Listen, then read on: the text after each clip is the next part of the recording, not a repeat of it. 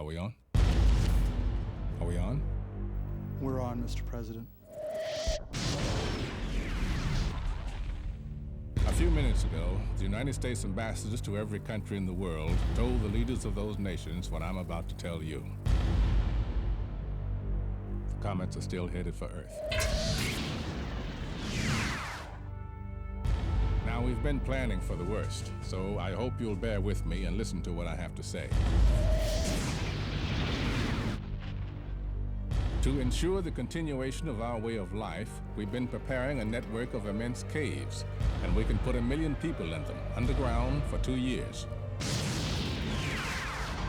On August 10th, we're going to hold a national lottery.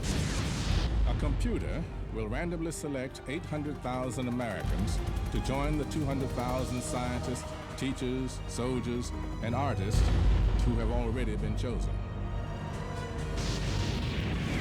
In addition, the United States and Russia have been building the largest spaceship ever constructed to stop the comets.